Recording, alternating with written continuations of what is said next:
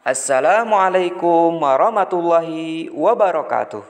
Bagaimana kabarnya hari ini, soleh dan solehah, siswa-siswi SDIT Azkia 2? Alhamdulillah, hari ini kita dapat bertemu kembali di pembelajaran pendidikan agama Islam.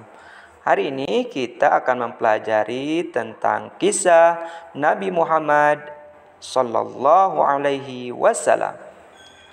Sebelum mengawali pembelajaran, alangkah baiknya kita berdoa terlebih dahulu. Bismillahirrahmanirrahim.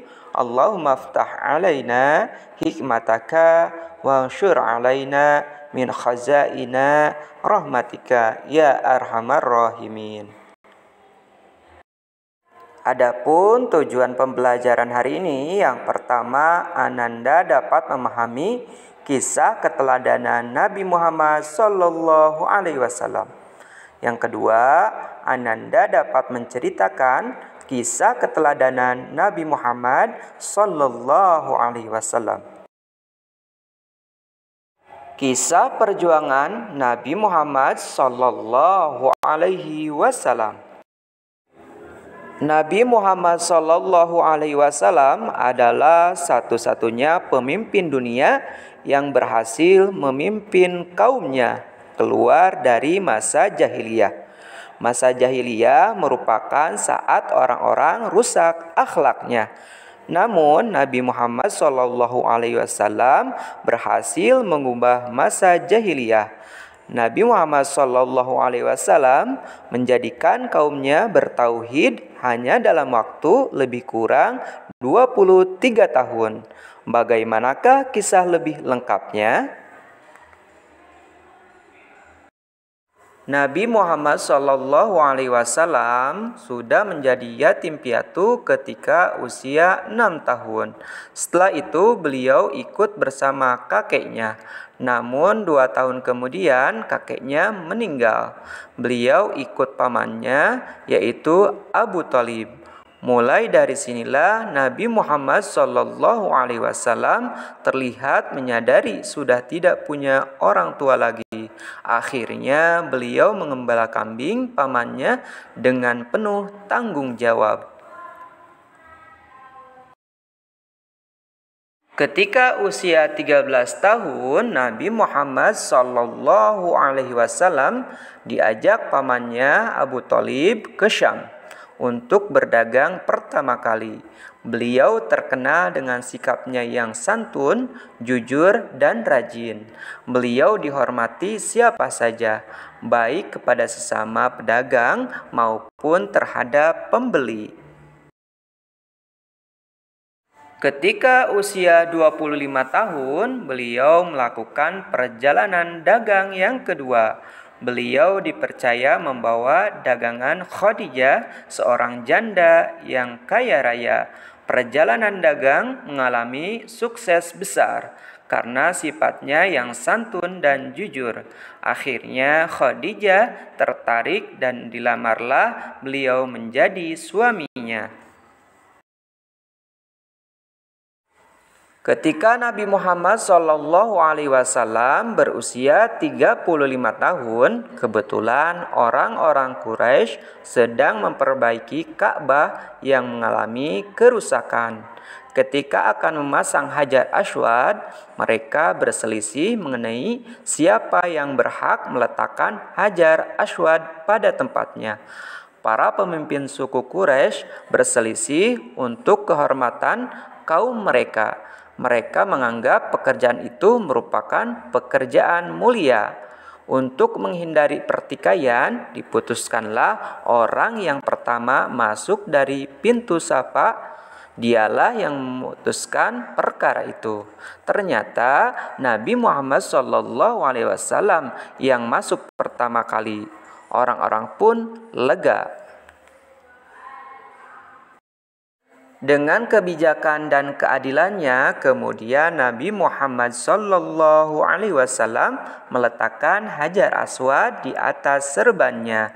Kemudian masing-masing kepala suku memegang ujung serban dan mengangkat bersama. Setelah terangkat, kemudian Nabi Muhammad SAW sendiri yang meletakkan Hajar Aswad tersebut pada tempatnya. Akhirnya selesailah persoalan itu dengan baik. Masing-masing suku puas dan bebas dari pertikaian.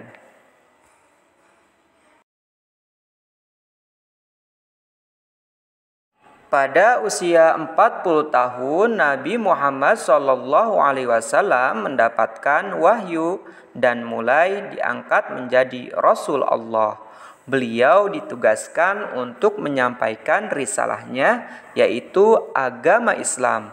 Rasulullah menyampaikan dakwah yang isinya mengajak pada jalan kebaikan dan kebenaran.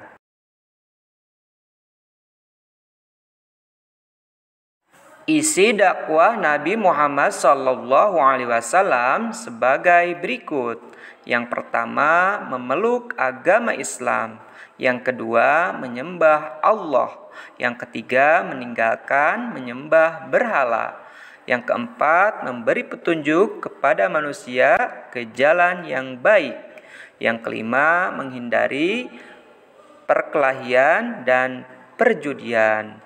Yang keenam, melarang minum khamar atau minuman yang memabukkan.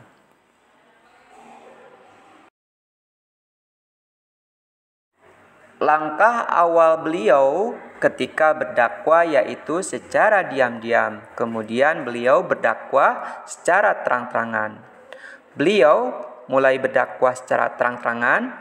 Beliau mulai berdakwah kepada orang-orang terdekatnya, yaitu Khadijah, istrinya, dan Ali bin Abi Thalib, putra pamannya Abu Thalib.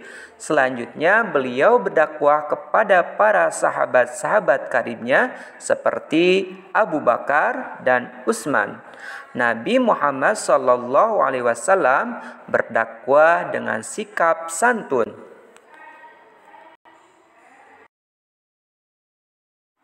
Dakwah Rasulullah SAW tidak semudah yang dibayangkan. Beliau mendapatkan tantangan keras dari kaum Quraisy. Mereka menganggap bahwa Nabi Muhammad SAW sudah berani mengingkari agama nenek moyangnya yang dianut bertahun-tahun sebelumnya. Abu Sufyan dan Abu Jahal selalu menghasut kaumnya untuk menentang dan mengancam Nabi Muhammad SAW. Bahkan mereka mengusir Nabi Muhammad SAW dan para pengikutnya. Mereka melempari Nabi Muhammad SAW dan pengikutnya dengan batu atau kotoran unta. Mereka tidak segan-segan menganiaya orang-orang yang sudah masuk Islam. Suatu hari, orang kepercayaan Abu Sufyan yang bertugas meludahi Rasulullah SAW setiap pergi ke masjid tiba-tiba sakit. Rasulullah SAW menanyakan kepada orang-orang mengenai keberadaan orang yang sering meludahi beliau. Setelah dikatakan orang tersebut sakit, Rasulullah SAW mengajak sahabat-sahabatnya untuk menjenguk. Orang yang dijenguk Rasulullah SAW merasa heran, mengapa orang yang selama ini ia hina dan permalukan malah datang menjenguk dan membawakannya oleh-oleh. Mengapa Abu Sufyan yang menugasi dirinya malah belum menjenguknya? Itu semua rupanya yang menjadi hati orang tersebut terbuka bahwa agama Islam adalah agama yang santun. 13 tahun Rasulullah SAW berdakwah bukan keberhasilan yang didapatkan, tetapi perlawanan, penganiayaan, dan ancaman dari orang kafir Quraisy. Setelah itu Allah memerintahkan untuk hijrah ke kota Yasrib yang kemudian menjadi Madinah Al-Munawwarah. Orang-orang Madinah siap menolong dengan memberi tempat tinggal maupun apa saja yang diperlukan oleh kaum muhajirin. Kaum muhajirin adalah orang-orang yang berhijrah. Dari kota Madinah ini, Islam terus berkembang. Semakin banyak orang-orang yang masuk Islam. Hal ini membuat orang Quraisy menjadi iri, sehingga diseranglah Madinah pada tahun 2 Hijriah. Peperangan tersebut kemudian dikenal dengan Perang Badar. Perang Badar pun akhirnya dimenangkan oleh kaum muslimin. Peperangan demi peperangan terus berlangsung untuk mempertahankan diri.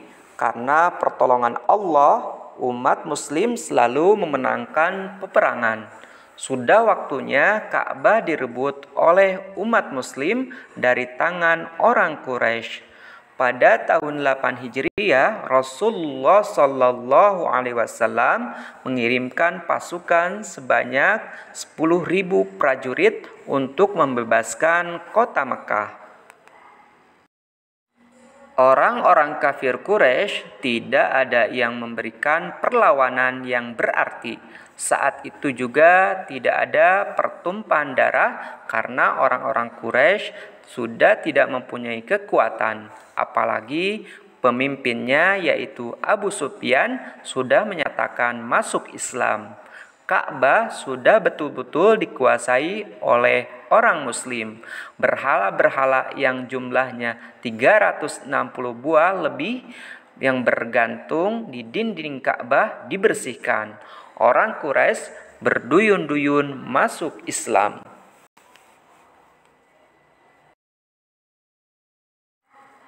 Orang-orang Quraisy yang sudah masuk Islam dikumpulkan di depan Ka'bah. Kemudian salah satu dari mereka bertanya kepada Rasulullah, "Ya Rasulullah, apakah Rasulullah mengampuni kejahatan yang selama ini kami lakukan terhadap Anda?" Rasulullah Shallallahu Alaihi Wasallam menjawab dengan penuh kearifan serta dengan kata yang santun, "Saya memaafkan kalian semua sebagai Nabi Yusuf memaafkan saudara-saudaranya." Coba Ananda jelaskan kembali apa yang Ananda dapat teladani dari kisah Nabi Muhammad Sallallahu Alaihi Wasallam. Tuliskan dalam buku PAI dan jelaskan melalui PN. Terima kasih sudah menonton dan menyimak videonya. Sampai jumpa di video berikutnya.